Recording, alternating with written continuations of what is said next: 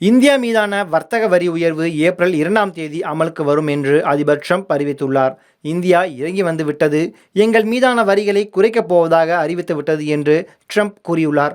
ஆனாலும் ஏப்ரல் 2ஆம் தேதி இந்தியா மீதான வர்த்தக வரி உயர்வு அறிமுகம் செய்யப்படும் என்று அவர் கூறியுள்ளார்.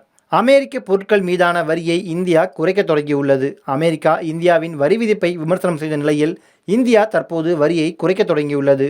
போர்பன் விஸ்கி மீதான வரியை இந்தியா 150% இருந்து 100% குறைத்துள்ளது.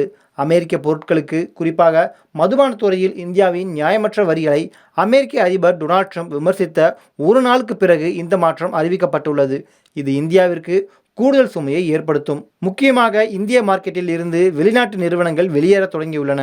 இந்திய மார்க்கெட்டில் இருக்கும் பல நிறுவனங்கள் கூடுதலாக மதிப்பீடு செய்யப்பட்டுள்ளது. இவை இப்போது உண்மையான மதிப்பை நோக்கி சரிய தொடங்கியுள்ளன. இதனால் இந்திய மார்க்கெட்டில் இருந்து வெளிநாட்டு நிறுவனங்கள் வெளியேற தொடங்கியுள்ளன. மும்பை பங்குச்சந்தை தொடர்ந்து சரிவை சந்தித்து வருகிறது. யோசித்து பார்க்க முடியாத அளவிற்கு மார்க்கெட் தொடர்ந்து சரிவை சந்தித்து வருகிறது. கடந்த 6 மாதங்களில் 10,000 புள்ளிகள் மட்டும் சென்செக்ஸ் வர்த்தகத்தில் சரிந்துள்ளது. 81,000 புள்ளிகளில் இருந்து 72,000 புள்ளிகளுக்கு சென்செக்ஸ் சரிந்துள்ளது. தொடர்ந்து சென்செக்ஸ் சரிவது இந்திய மார்க்கெட்டில் பெரிய அளவில் அதிர்ச்சி அலைகளை ஏற்படுத்தியுள்ளது. அமெரிக்க அதிபர் டொனால்ட் ட்ரம்ப் வரி விதிப்பு காரணமாக இந்தியாவில் பொருட்களின் விலை தற்காலிகமாக உயரும் வாய்ப்புகள் உள்ளன. பணவீக்கம் தொடர்ந்து அதிகரிக்கும், பணத்தின் மதிப்பு தொடர்ந்து குறையும். இந்தியாவின் பொருளாதாரம் தாண்டி தங்கம் விலையிலும் பாதிப்பு ஏற்படும். இந்தியா மீதான கட்டுப்பாடுகள் காரணமாக தங்கத்தின் விலை இனிவரும் நாட்களில் தீவிரமாக உயரும் என்று எதிர்பார்க்கப்படுகிறது. ட்ரம்ப் தொடங்கியுள்ள வர்த்தக போர் காரணமாக தங்கத்தின் விலை தீவிரமாக உயரப்போகிறது.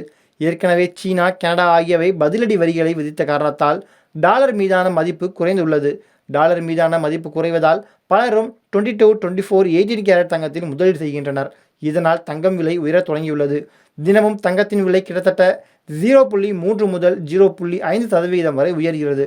டாலரின் மதிப்பு 0.2 0.3% வரை குறைகிறது.